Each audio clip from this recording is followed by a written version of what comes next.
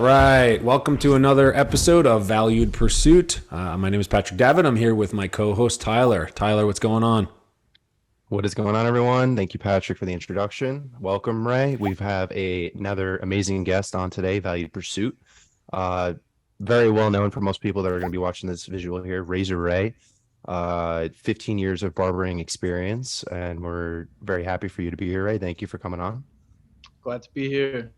Thanks for inviting me. So, Ray, a lot of people are going to know you here from Westchester, New York. You're very well known in the area, so everyone that's watching this on social media is going to kind of know your background. But we like to ask questions that most people probably don't know about you. So, take us through your origin story, kind of from day one, kind of to present day. All right, so day one, since I became Razor Ray, it started off with a bad haircut experience back when I was like 13, 14 years old. I was still in high school. Early on, like ninth grade, sophomore year, high school, got a bad haircut.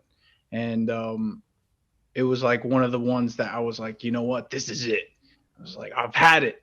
And I decided to go out to local beauty store, get my first clipper and start cutting my own hair. And then before you know it, I started cutting my family's hair, my brothers, my father. And then at school, friends used to talk about, oh, who cut your hair? And then, eventually they started coming off the school bus back when nobody had cars and started cutting their hair and started build a little name for myself in the local, high school. And then from there, carried on, graduated, didn't know what I wanted to do for, career wise. So instead of just jumping right into college, I decided to take some time off.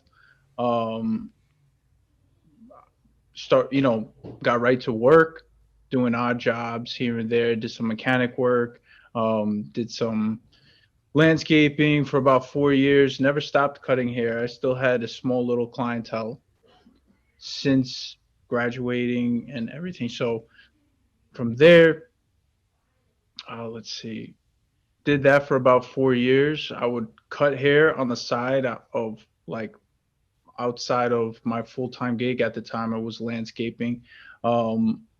I learned a lot about business and how to conduct yourself as a business owner with clients, meeting new people, how to balance your own finances from the person I was working with, who was the owner of the company at the time. He kind of looked at me as like a young protege of him. And so he poured into me and taught me, a lot of what I know and deal with today in business. And so that kind of helped progress the progression along the way. 4 years of doing that. Eventually, I got the opportunity to start working at a barbershop. Got my license and everything beforehand.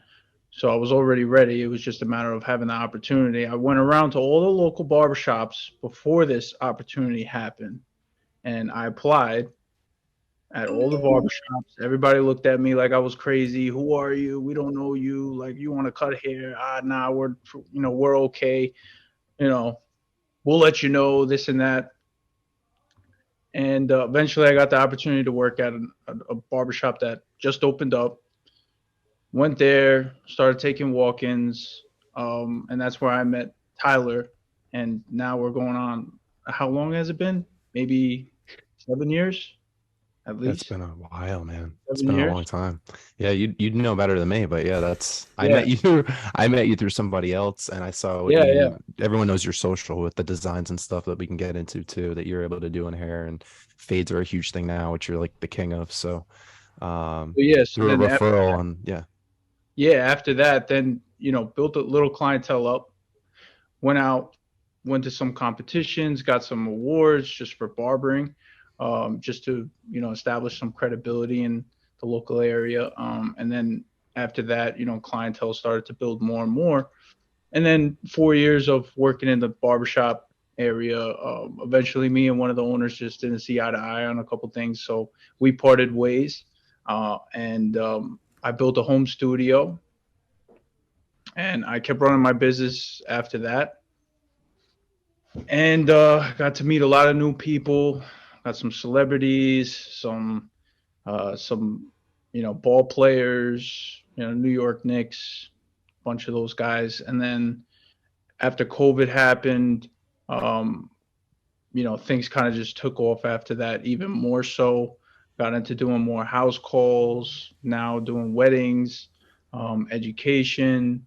So that's basically where it all started from and how it led up to where we are today. Try to keep it as short and simple as possible.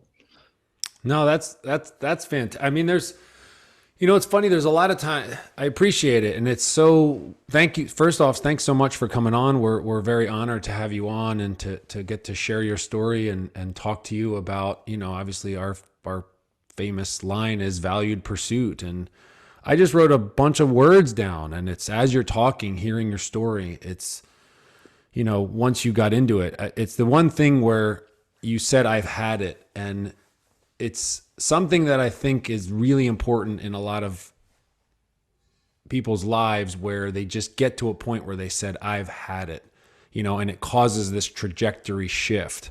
But then I just wrote down a bunch of these words: persistence, drive and ambition, accommodating, this idea that you kept striving towards more and more and more, and to go out and to want to build your own credibility and to do the competitions, takes a lot of drive and ambition. I did Taekwondo my whole life. I got my second degree in a second degree black belt in Taekwondo.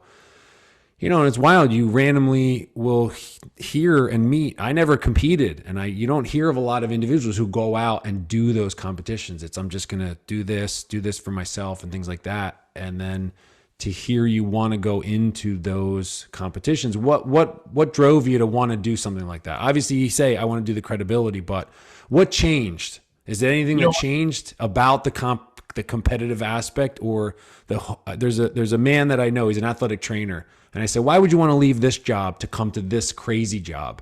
And he said, because every day I'm here at this new job, I have to be on my A game. And he said, I want to be on my A game. So I have to put myself in the environment that forces me to be on my A game. So where it started for me was, it was the first year I started working at the shop. And I remember hearing about this Barber convention. And it was like it was like a huge thing. And, it's so funny because, like, when you're in the industry, you don't really know what else is out there, like how big the industry really is. You know what I mean? So I didn't really know, besides, just what's around my demographic. And so I remember hearing about this convention. I got excited for it. I was like, wow, like, I get to be around other people who are excited about this industry, who are excited about the craft. Like, it's an art, and everybody has their own style, and it's just cool to be able to network with different people. So what sparked the whole competition, for me, like the competitiveness for me, I've always been a competitive person. Like you said, you did Taekwondo, like growing up, I did a bunch of things too. I did, karate, and did, everything, competed, and, wrestling, and a little bit of basketball and this and that. I always did something. But I always had that competitive, like, nerve in me. So I remember being at this convention and seeing, like, there was a stage, and then there was a bunch of barbers that were, like, apparently really well known up on this stage. And it wasn't a competition, but I didn't know it was or it wasn't at the time. I just saw a bunch of, like, top tier, like, high level barbers on the stage, just getting a lot of recognition.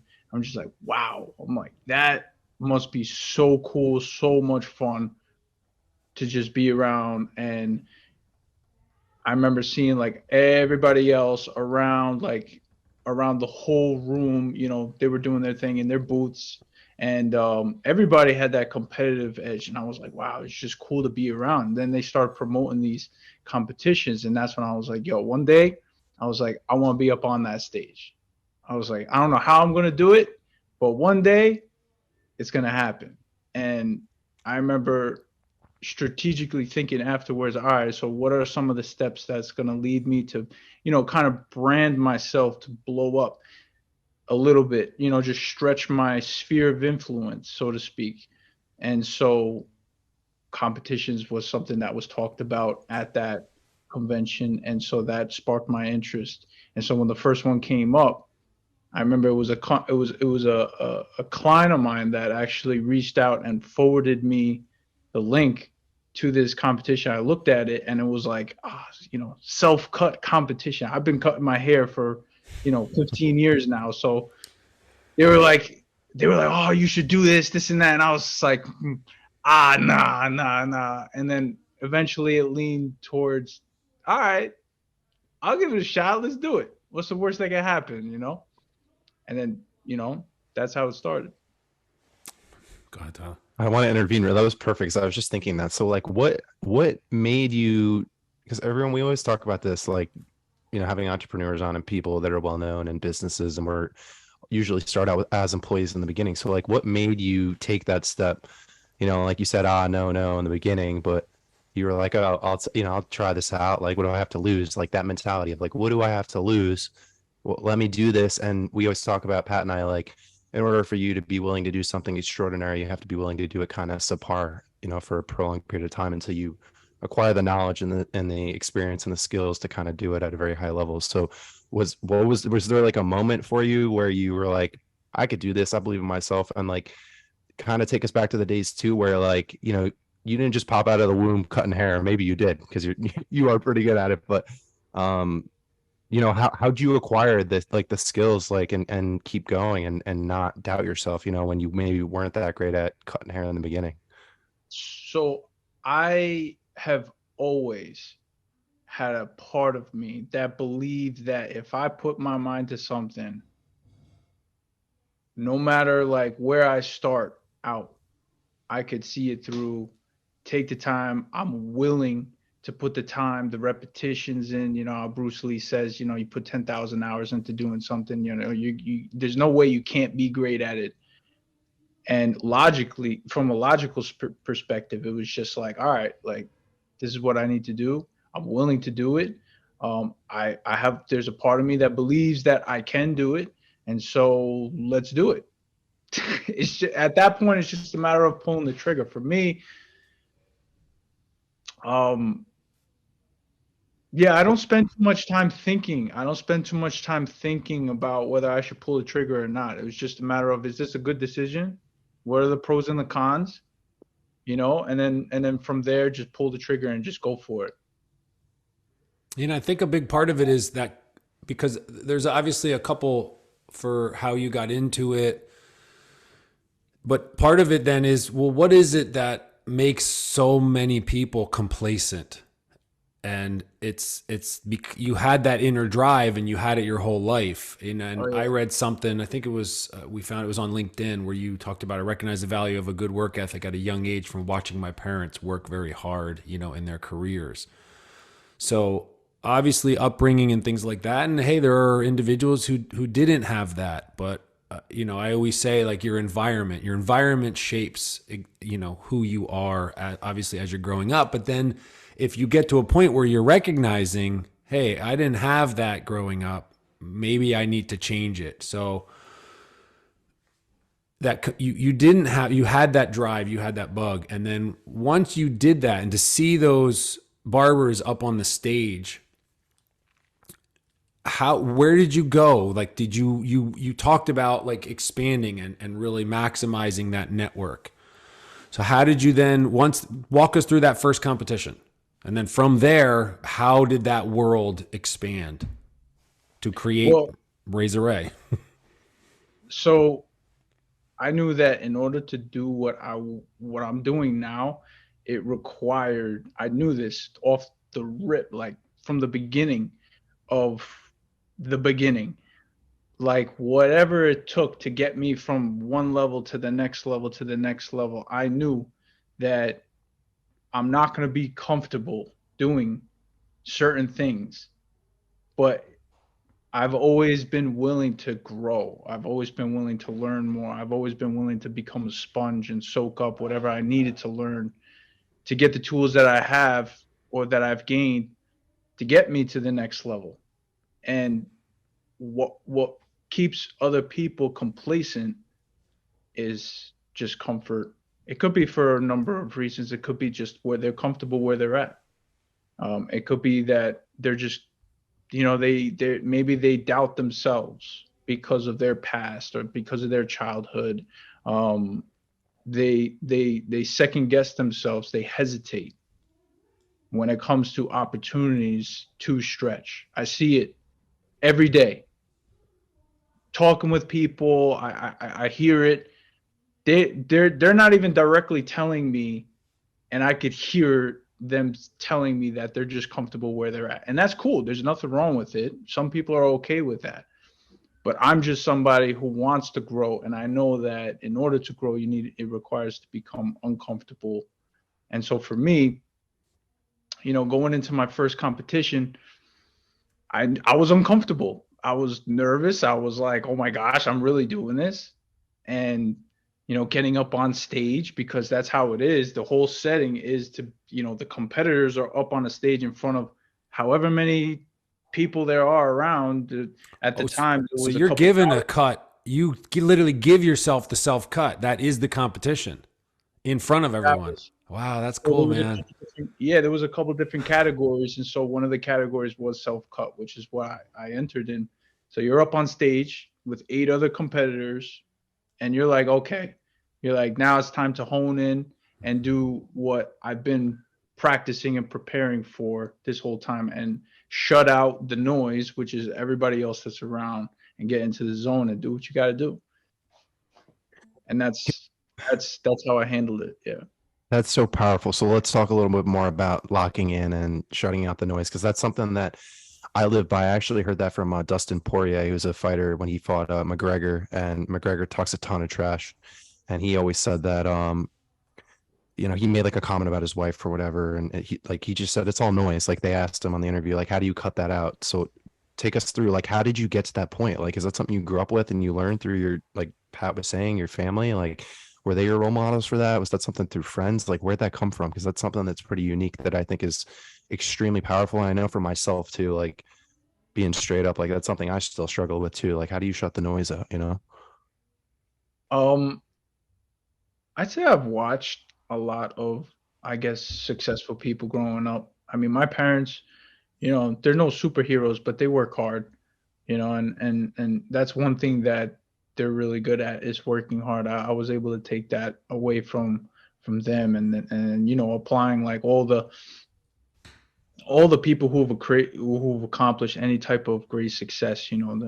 There's books on them, and if you read like some of their biographies and some of the experiences that they've gone through, they talk about being able to shut the noise and how to do so. And there's many different ways you could do it, but it can be found in just some of their books. And so I've read books along the years, and I've learned like different strategies to block out the noise. And for me, it was just a matter of like, okay, simplify everything that's going on to the point where it's like, okay, now I just have one thing that I need to do, that I need to focus on.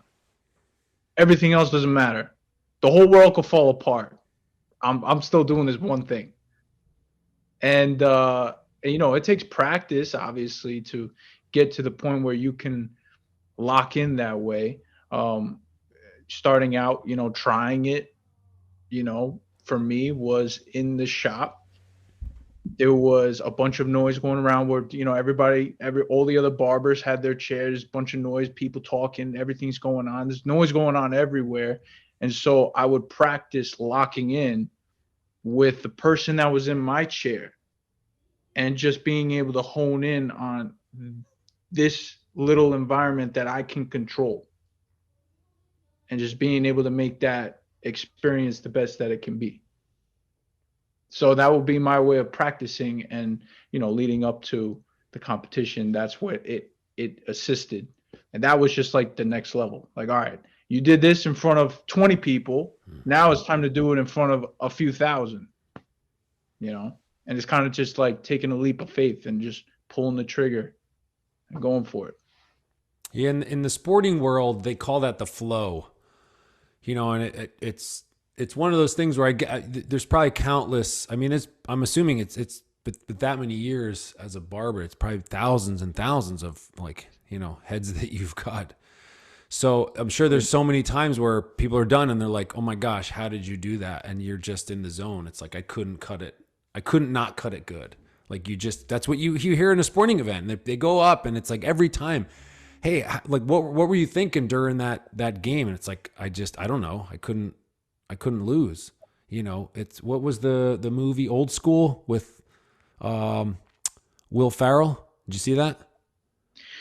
I'm familiar. Yeah, so there's the point where he goes into like this debate and he just blacks out and he gives this ridiculous, crazy answer. And it's like, and he woke up and he's like, I don't know what happened. And you hear like these famous athletes, all these different things. So like to lock in that laser-like focus, the flow.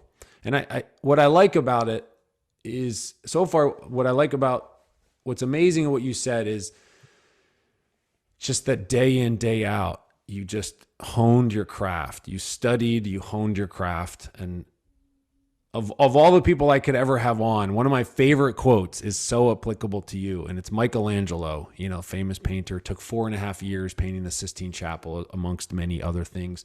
And one of his famous quotes was, if you knew how hard I worked to master my craft, you wouldn't look on it with awe and wonder, because no one sees the day to day. Oh yeah. Right? Yeah, absolutely. Because it took him 4.5 years. Oh yeah. But if you said, hey, what are you doing today? And it's like, oh, I'm painting. It's taking me 12 hours to like paint this. And it's like, okay. But put it all together, and it's a masterpiece. So how do you, because one thing that I think of is you have this laser-like focus, and it's whatever you're doing, you're focusing on that specific thing. But yet what you're doing is an art form. I mean, you are an artist. So you have to have the totality of what you want to do, and Tyler knows a lot more, but just following you and seeing what you do, it's not like you're not doing cookie cutter. You're doing super custom artistic, art on a daily basis. So how do you keep all that in mind, and where does that vision come from? Just experience? Honestly, I would say experience was the biggest teacher, because over time, you become more and more familiar with like different shaped heads, different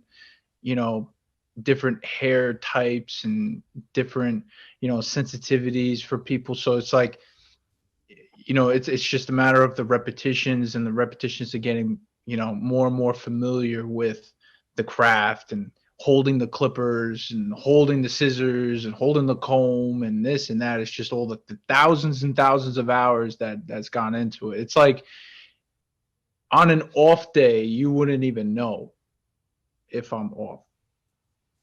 You know what I mean? That's how many hours have gone into just honing in and perfecting and making sure that I'm on point with every single day, and every single person that I work with.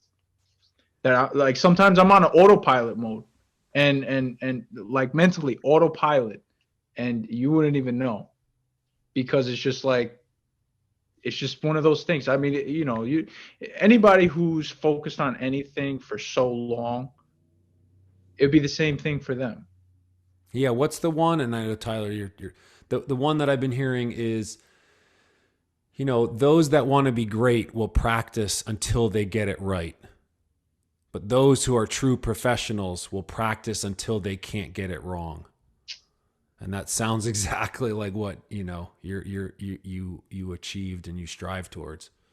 Absolutely. Like, don't get me wrong. There are days where, people make mistakes. I'm not going to sit here and say I'm perfect. I'm not even going to say I'm the best barber either, because there's plenty of great barbers out there. Barbers that we don't even know of out. But I just strive to become, 1% better every day, doing my best every day, and your best gets better. So I'm in competition with myself every day.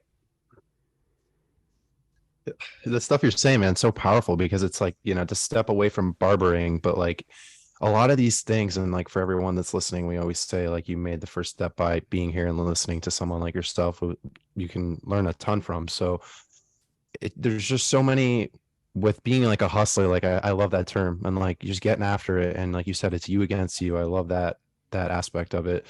there's so many points that you can take away from like life, not just like barbering, right? Like there might be people that are going to listen to this that like want to learn how you scaled to where you're at. And like, I kind of wanted to follow up with that as a question, like what makes you stand out? And I know what it is, but I want you to kind of answer that. But like, it just sounds like from having this conversation with you that the reason you've been able to get to where you are is because you've just locked in, like you said, and it's you against you. And it really shows. Like you're so consistent. Like I've had a lot of different barbers, and fading is not easy. It's a new, kind of hairstyle, and it takes a lot of skill, a lot of finesse. Like you said, everyone's head shape's different. Everyone's hair is different. It's not like a cookie cutter approach, like Patrick was saying. It's something that you really need to know, and I've had a lot of reps for. So like, just tell us about like what makes you stand out. What do you feel what you said, there's a lot of good barbers out there. So like what makes Razor Ray stand out? And like, give us a little bit of insight on also like, what's your vision with like your ideal version of Razor Ray? Like, where do you want to go with it? So for me, I know what makes me stand out from the other barbers, at least in this demographic area, is that I'm willing to do what others aren't willing to do. Go the extra mile, whatever it is, anything, to make the experience just better.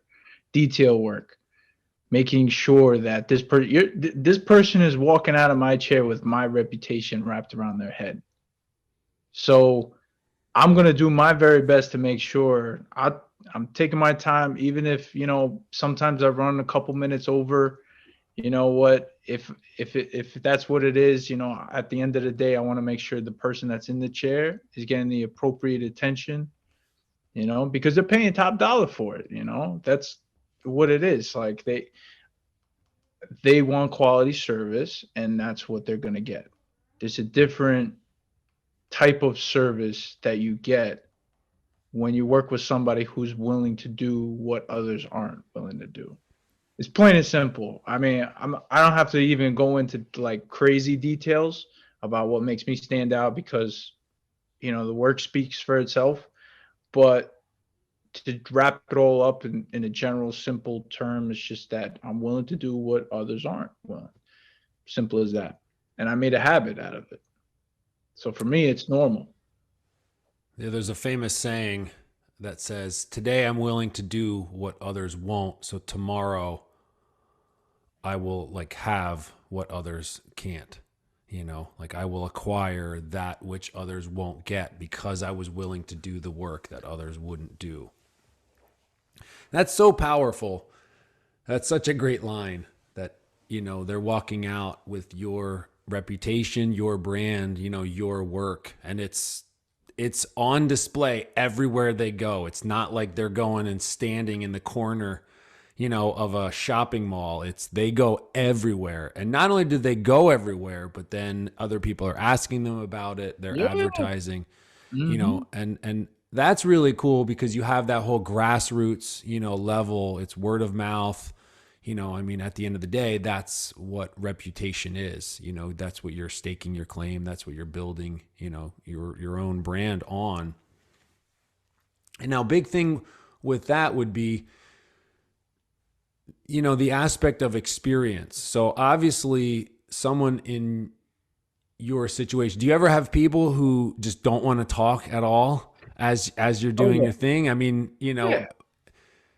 but how much of it is, and I haven't gone, I haven't been bald. I had a luscious head of hair, curly hair, a fro for like years. And I prided myself on my hair, but so I don't have a lot of experience at a barbershop and things like that. Whatever I do have is I can grow a mean beard, and we were chatting about that, but how much of it is, something that could set you apart is that experience. At the end of the day, it is an experience. And that's where things start to get to a next level where, one thing that my wife did many years ago for certain like holidays and presents was, I don't want to buy a gift that's not, by this time next year, is not used up. It could be a candle, it could be a trip, it could be a gift certificate to us, and it's experiences. So next time that experience, and now we get to talk about that experience. So walk us through that, because not only is it an experience for your customer, but my guess is it's shaping who you are. Like it's an experience for you as well, right? Absolutely. So one of the bigger things that I believe sets me apart is the, the quality. I make sure it's there every time. The consistency is always there. Um, this service, the quality of service. So it's not just about, just the work itself. I mean, granted, people are just getting a haircut at the end of the day, but do you have a personality? Are you likable? Are you a people person? Some barbers out there aren't, and they just want to cut hair to make money, and that's cool. You know, everybody got their thing. So having the personality is another thing. Being able to accommodate their clients is another thing as well. How well does your barber accommodate you? Does he do his best? Can you tell he's doing his best to accommodate you? Um, I think those are the four things that separate me from a lot of other barbers in the area. Um, and those are the big things that I tell clients to look for when it comes to, like, let's say people are moving to another demographic, they're moving to another town. I tell them, look for those four things. So I feel like that's one of the things that sets me apart as well. And then regarding what you said about what was the question again? The question was, Well, part of it had to do with it's an experience for the individual, and then what I'd also love to hear about is yeah, it's I would assume it's an experience for you as well. Like you're going to experience. grow based on the feedback you get, Correct. Correct. So for me, it's an experience because I want honest feedback from people, and when I receive it, it gives me like mental notes to kind of keep in mind so that I can then focus on those little areas that I need to improve in to become a better person in that area of my industry. And it's funny because, like, we're talking about these attributes, in my industry. A lot of them, can relate to other people in different industries. Like I was saying before, being a people person, being consistent, being able to be reliable, dependable, respectable. These are things that everybody can relate to in different industries. For me, this is what helps me have a better experience with my clients, for myself. And then I'm also learning things about them too. So the things that I can apply to my own life, like I learn about real estate, I learn about um just how to balance my finances better. I learn about the other industries that I didn't have any knowledge in.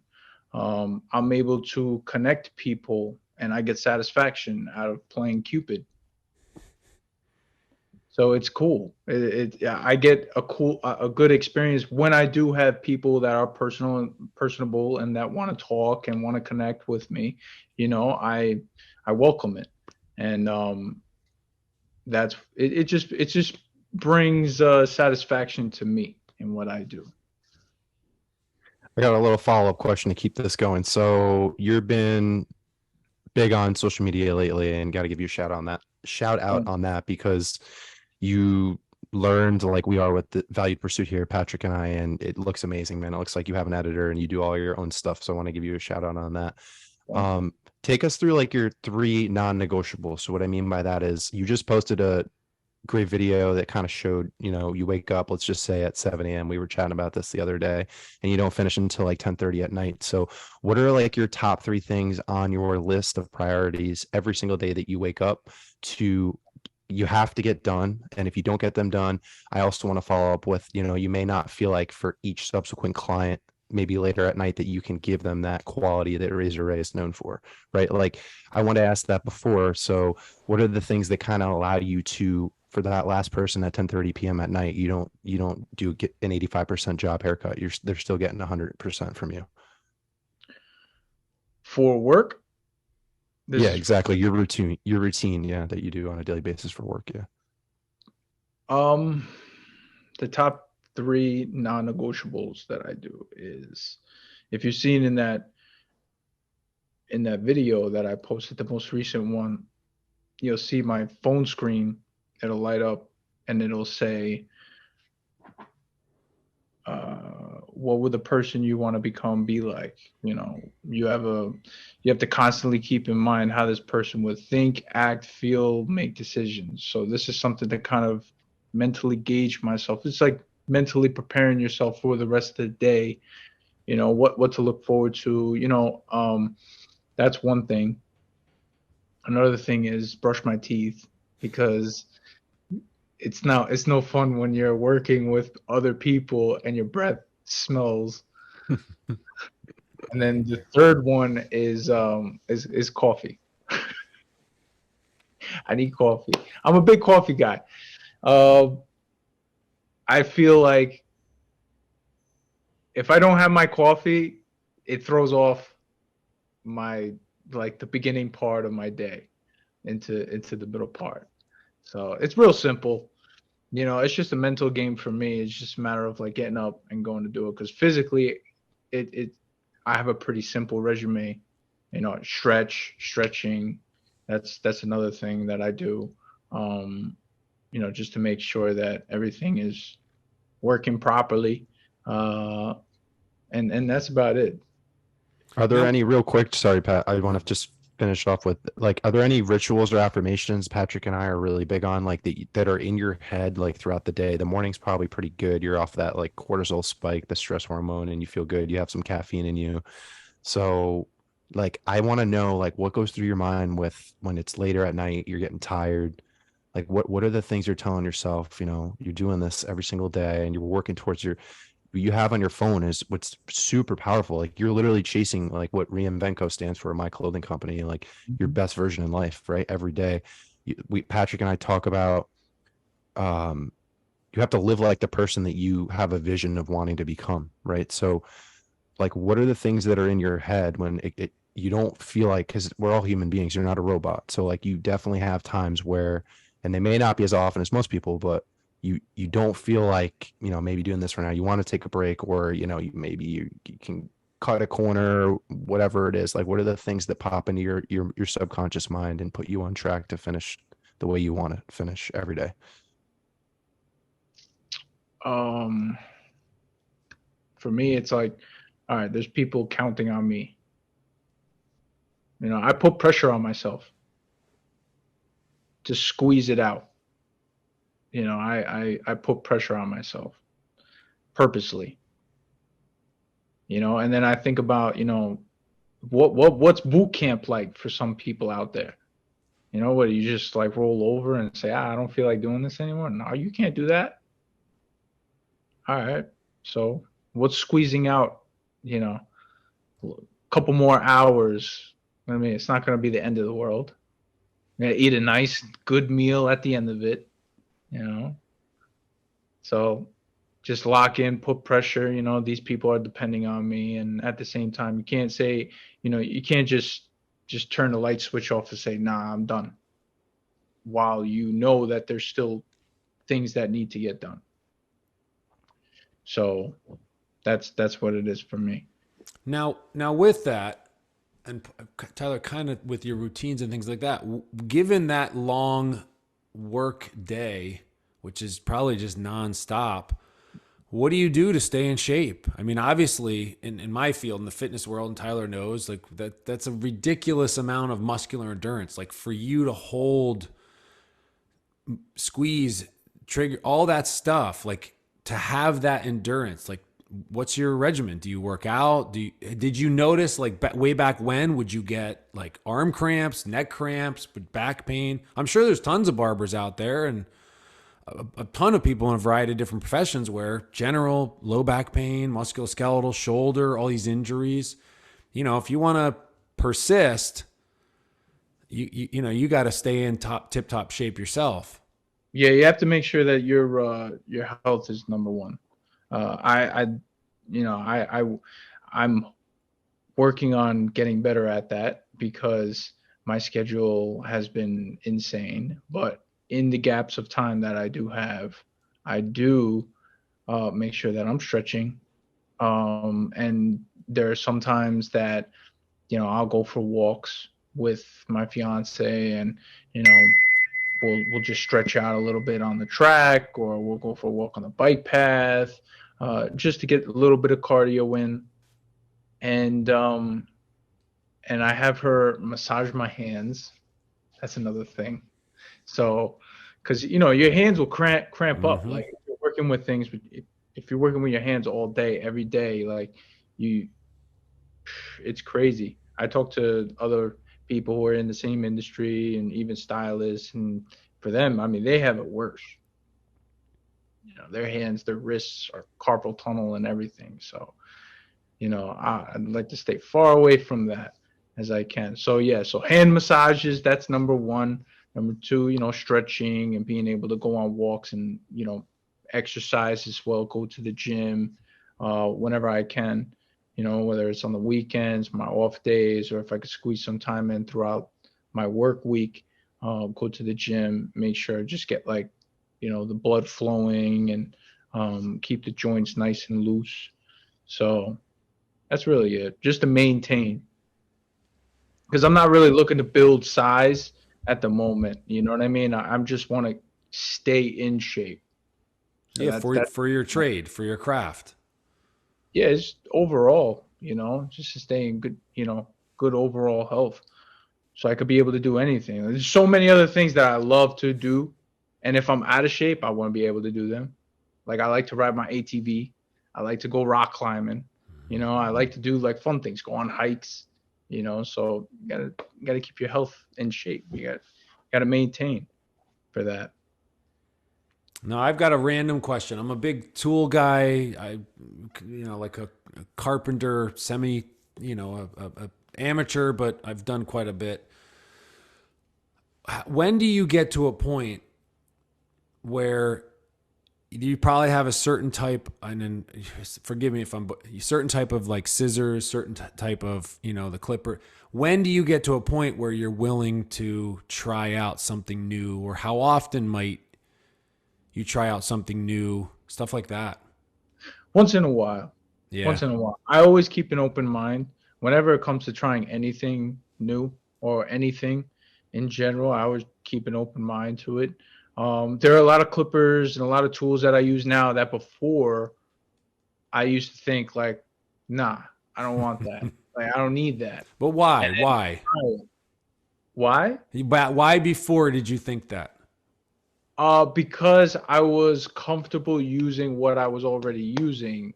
And it's one of those things, once you get accustomed to something, you get familiar with it, and you tend to start to think if I had something else, I don't know how it would be. It's like the unknown.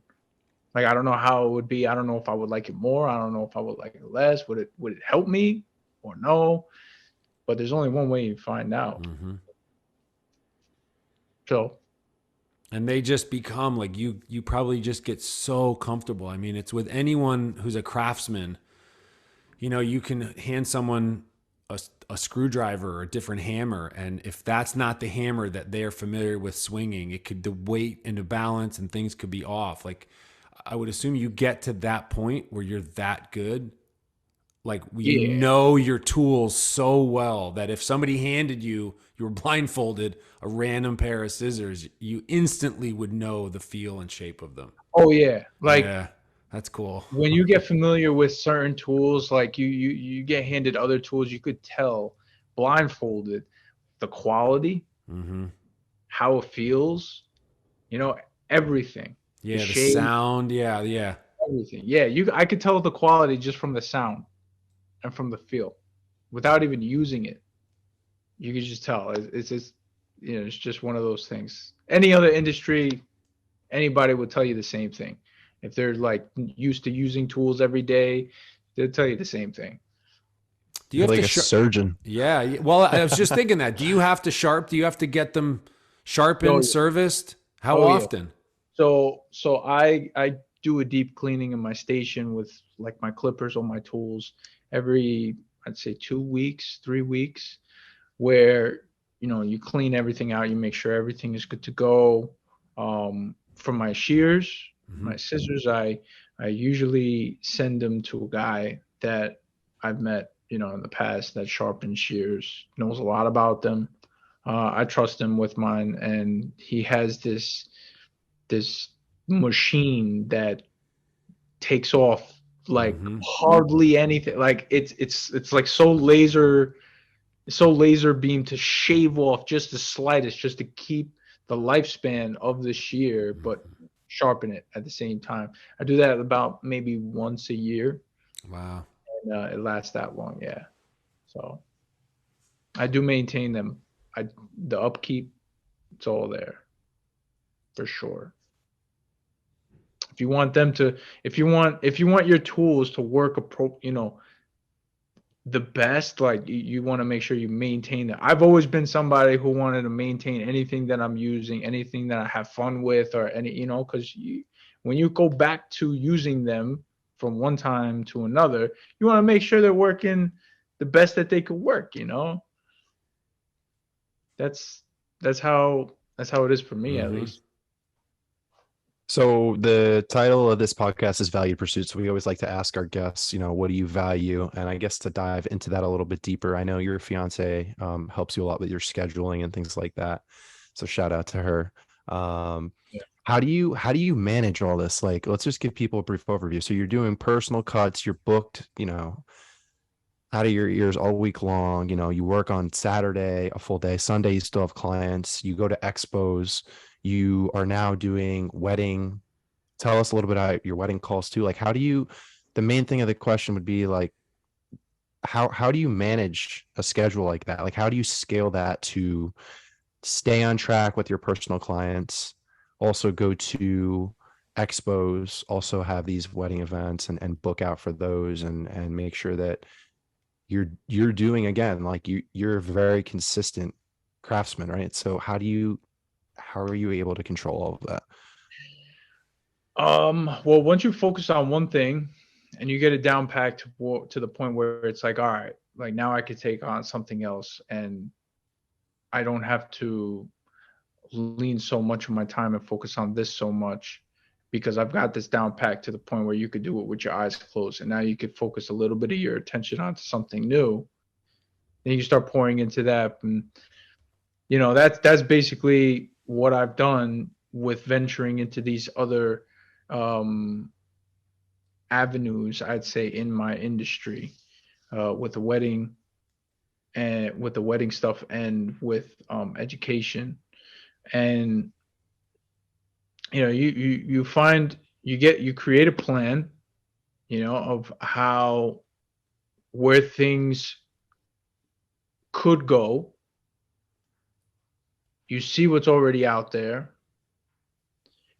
and you start to customize like a strategic plan, like from step 1, okay, this is what we need to do. Step 2, step 3, step 4, and this is all with each avenue in my, what I'm doing.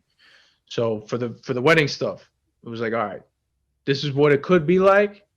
Who else is doing it out there? And if so, what are they doing? All right. How could we create what we want to create? Step 1, ground zero. This is where we're at. What should we be doing from here to step 1? And then step 1 to step 2, step 2 to step 3. And same thing with the education. And as far as my, what I do by day, that's already down packed. I got a system, so how I handle these is, okay, so for managing the appointments, I make sure that I get back to people on a timely fashion, every day or every other day. I'm sending people texts. I usually have like 15 to 20 text messages per day from people. So I make sure to get back to as many people as I could. Then, over the weekend, we already have things scheduled and lined up for what we need to do that weekend, which would be like my off days, like let's say like Sundays and Mondays, let's say I'm off those days, then we already have things to do for those other avenues that I'm pursuing.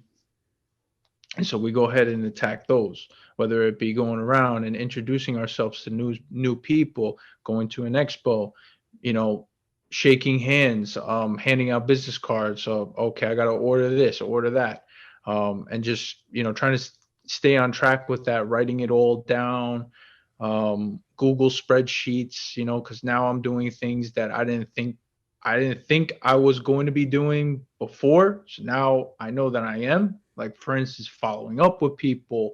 I'm having a whole spreadsheet full of people where it's like, okay, here's a filtering process. Okay, this person I connected with, this person I talked to.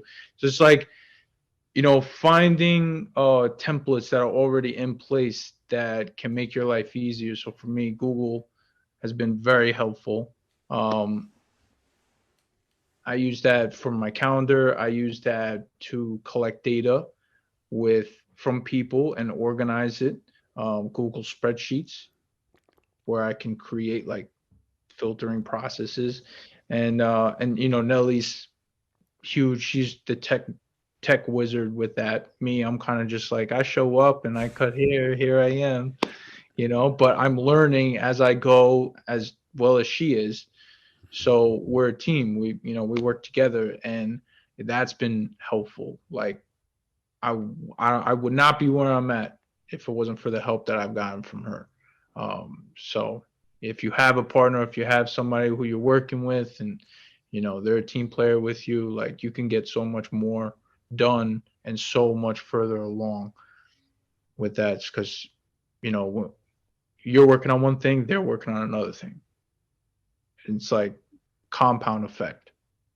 As time goes on, there's still this only 24 hours of the day, but you have two people doing two different things simultaneously, you're getting a lot more done.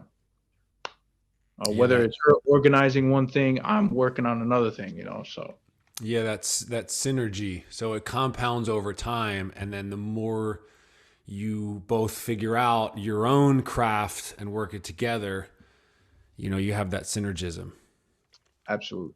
Yeah, there's one guy I follow. He talks about, there's a good quote. Vince Lombardi, famous coach, said, the measure of a man is what he does with what he has.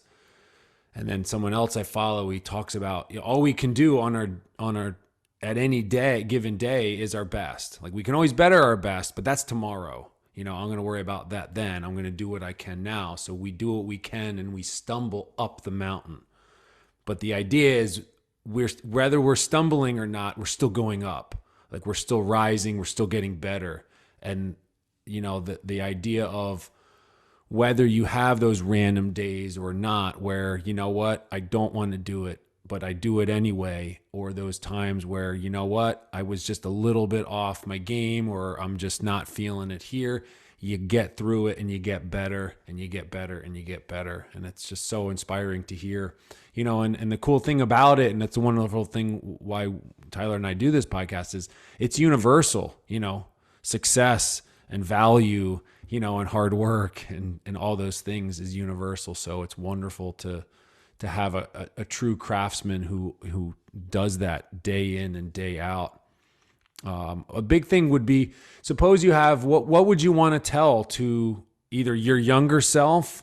I would say two. One, your younger self, and then two, those that are young, and whether they want to be a barber especially, but even if they didn't and they want to hone some type of craft, because you're a craftsman. What would you tell to your younger self and to that young, individual who's just trying to hone in on their craft? Depends on how young I'm talking to myself. You pick. All right. That's So funny. if I was, let's say, I don't know, in my teens, I would say, don't be afraid to take risks. It's okay to take risks. What type of risks? Calculated risks. Yeah. That's an educated guess from a wiser man than he probably was many years ago. Oh, yeah. Those calculated risk. And don't second doubt yourself,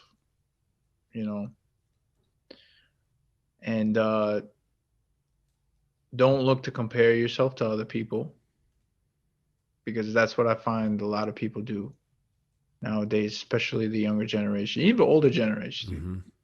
You know, the only person you should be comparing yourself to is the person you were yesterday. Yeah, and with that, and the other aspect, I heard recently, like this concept, keeping up with the Joneses. So I'm sure, I don't know, I'm sure there's plenty of people. If I just got the latest and greatest, shears, if I just got the latest clippers, it's going to bring me to the next level. Yeah, and then it's any craft, it's any field. If I just had this, I'm listening to this book, The Power of Positive Thinking, Vincent Norman Peale, and he has this whole thing about lacking. If all you do is focus on the lacking, you're going to create this condition in your head where now you're going to manifest that which you constantly are saying. And now your life is going to be one of lacking, because that's all you talk about is what you lack. And for you to say, you talked about it earlier, you're only going to change when you need to. Like, you're only going to change those tools that you have, because you're going to get to learn to use them, and then they're going to serve you better than a new fancier pair, because you know them well. And then those shears now know you. They know how you can use them and all those different things. And it's just this beautiful art. I would also say be careful where you get your advice from. You want to make sure you get your advice from credible sources, so to speak. Like, you wouldn't go to somebody who's divorced and ask them for marriage advice, and you wouldn't go to somebody who's broke and ask them how to get rich. Mm-hmm. So, super. Sorry, I didn't mean to. No, that's it's fantastic. Super powerful, though. It's so true, because we always talk about, well, I live by that too. And that's why, like, in my circle, I mean, it's so nice to have like you and Patrick and like people that are really doing things. And it's not to say that like people that aren't doing the things that are giving you advice don't mean well, but I always joke around about like the person who's trying to tell you how to lose weight, they better be fit themselves, right? Or like the doctor's telling you that you need to get healthier. Well, if they're saying that you need to exercise, do they go to the gym? Because in this country, most don't. And that's another topic. But well, another thing I wanted to ask you, to not go down that rabbit hole, is what would you say to people that aren't your customers yet? And what would you say to those that are your customers? Because there's probably going to be a lot of people on this that are watching. So, for the people who are my customers already, or clients, so to speak, I use that term more because it's more endearing to me. It's not. I would say I love and appreciate every single one of you guys. I appreciate the ongoing support for those who have helped me get me to where I am. Really, I wouldn't be where I'm at if it wasn't for you guys. And your continued support along the way. I'm always mindful and appreciate you guys. For the new people, new clients, I would say my door is open. Welcome. You don't have to go too far to find me if you're watching this. So welcome. And my door is open. Ready to cut. Right. Always. And where can people find you, man? So, those watching YouTube, if you're getting the visual, this will also be on Apple Podcasts, Spotify, podcast on there. So there will be plenty of different ways that you can hear it, and numerous other places that it will be as well. But like, where can people get more information about you? What's the easiest way to get in touch with you if someone is trying to get a freshest fade in Westchester County, New York? I am on Instagram more often than any other social medias. So my Instagram profile is RazorRay845, RazorRay845. And feel free to message me. Don't worry, I'm not gonna bite.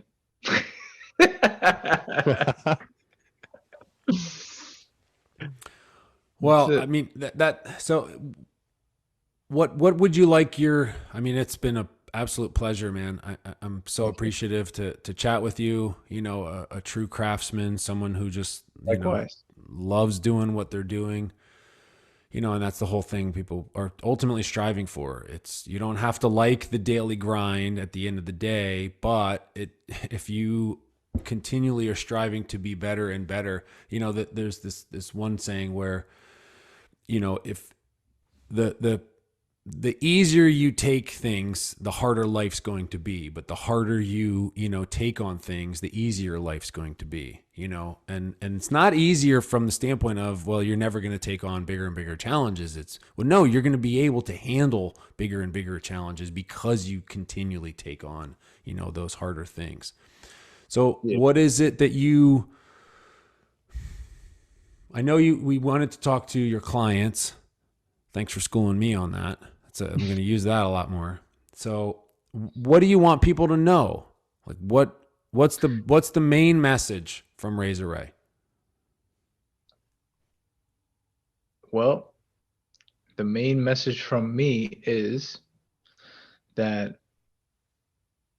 if I were to tell people, if I'm going to say anything to people, I would want to say that if you're going through, you know, life and you're stuck in a rut or you're on your high, you know, just remember that, you know, things are temporary, and, you know, you want to make sure that you're enjoying the journey along the way to wherever it is that you're going to, you know, so you want to make sure you know where you're going. It doesn't have to be a cookie cutter, like exact pinpointed, oh, this is the roadmap to success, because every journey for people, you know, is different for each person, but enjoy it because time flies. And I'm sure you guys can relate. As you get older, it doesn't slow down. And when you look back, you know, all these experiences that you've had, whether they are good or bad, they've made you the person that you are. So you want to make sure that you live in the present as much as you can, and then soak it in and enjoy it, because it's part of your journey. It's part of your story, so to speak. You're creating a piece of your story every day. So you want to make sure every day counts. And as you're walking that journey, it wouldn't hurt having a fresh cut. That looks fantastic. I'm picture proof here. If you're watching this on the visual, see that fade? Cuts me out nice every time. Appreciate that. I appreciate you, man, though. We really do appreciate your time. Thank you. We know you're busy, you know, hustling every single day. Patrick and I, the same. So we appreciate you coming on here and chatting with us. And super powerful episode with amazing things that anyone that all walks of life can take away from and learn. So thank you very much, man. I'm glad I could be here with you guys, and I could be of some help with you guys, you know, assistance. You know, it was a pleasure being on, and, you know, going through like these are some questions that you guys are asking that I swear a lot of people, I wish they would stop and ask themselves these questions. You know, it's funny. I was talking with somebody about this, and I was asking them the other day. It was an older woman. I said, you know, isn't it funny how fast time flies? She stopped and thought about it. She was like, oh my God, yeah. I was like, any people that you used to be friends with that you're friends with today, or did that change at all? Oh my God. I could tell, like, it stumped her. You know, like, these are the type of questions that I feel like a lot of people should be asking each other or asking themselves on a day-to-day basis. So you guys be rocking out, man. That's why we're here. Connections and conversations. Yep. Absolutely. And that's our motto. If we can just help one person, that's just how we want to grow this across the globe eventually. And we're just here to bring on, you know, valuable people like yourself and have a good conversation, learn from one another, and hope to, you know, like we said, help one other person. That's the goal. So absolutely, boys. Yeah, it's been an honor, Ray. Thanks again. Thanks for listening. Just by being here, you've already made a step in the process of growth. As John Maxwell said, change is inevitable, but growth is optional. We are excited for what is to come with more guests and more content on our expertise. But we want to ask you, what are you interested in learning more about? Post your comments below. We hope you're enjoying this experience of a valued pursuit in life. And if you are enjoying it, don't be afraid to hit that like button and consider subscribing and maybe sharing the video with someone you think could gain value from it. Our mission is to grow so we can continue to bring on valuable guests, provide content on topics of relevance to your life, and grow the show across the globe. You ever have a vision? Something you see play out before it happens? They say that the scariest thing in life is not growing into your potential, not recognizing the person you were created to be. We are on a mission to help everyone on this planet chase that version of you, your most fulfilled self. Created here in the USA, Reinvent Co. is now releasing their one-off hoodie in a full zip design, premium quality fitted to your physique to show you are chasing greatness in all aspects of life. Wear a garment that shows your potential evolving over a lifetime and become a part of a brand where humans connect to knock down the obstacles they face for endless refinement and continuous improvement.